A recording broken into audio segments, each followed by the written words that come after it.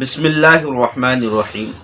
লা ইয়ানালাল্লাহু লুহুমুহা ওয়ালা দিমাউহা ওয়ালাকিন ইয়ানালুহুত তাকওয়া মিনকুম। মহান আল্লাহ পাক রব্বুল আলামিন এই আয়াতের ভিতরে ইখলাস এবং তাকওয়ার কথা উল্লেখ করেছেন।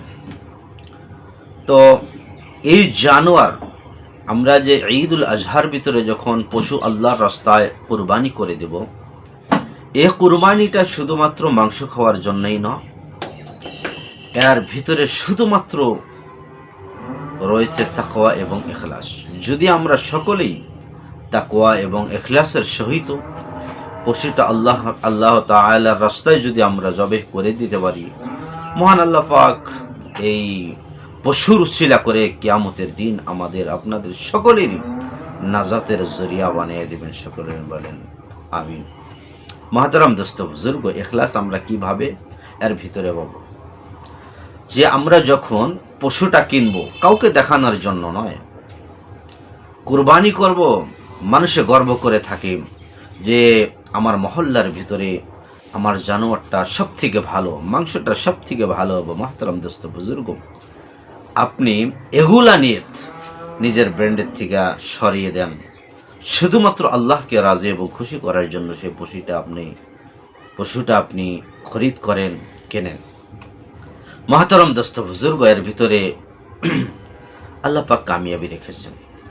তারপর আরেকটা তাকওয়া হলো যে আমরা সকলেই জানি এক একটা পশুর ভিতরে বড় পশু হলে কমাস কম 7 জন পর্যন্ত আমরা হিস্সা নিতে পারবো। কিন্তু এর ভিতর থেকে কোনো মানুষ যদি তার পয়সাটা যদি হারাম হয়, যদি সুদি লেনদেন থাকে, তাহলে সেই মানুষটা আপনি যাচাই করবেন।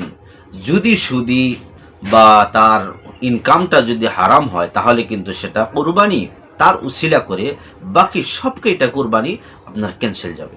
গতিকে সব থেকে ভালো, আপনার যদি সমর্থ আছে আপনি একা কোরবানি করে দেন, ইনশাল্লাহ সব থেকে ভালো।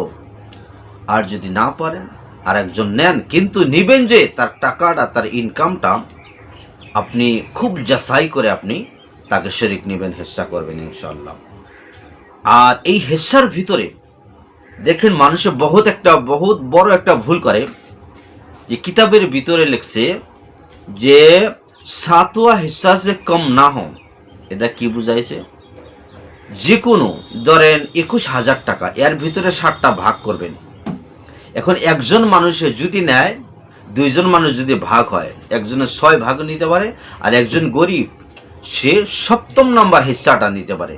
21-এর ভিতরে 60টা ভাগ করে 7ম নাম্বার যে কয় হাজার টাকা হয়, সেই কয় হাজার টাকা হিসাবে সেই একটা ভাগ তাকে দিয়ে দেবেন। এইভাবে করতে পারবেন।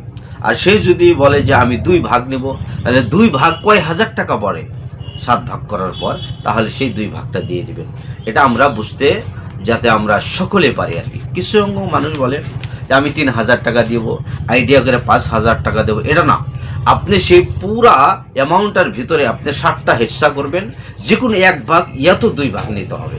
এর থেকে কম বেশি করলে কিন্তু আপনাদের কোরবানি হবে না। আশা করি আপনারা সকলেই বুঝতে পারেছেন ইনশাআল্লাহ। আল্লাহ পাক আমাদের সকলের নিয়াত তাকওয়া আল্লাহর দরবারে কবুল আর মঞ্জুর করুক। সকলে বলে আমিন।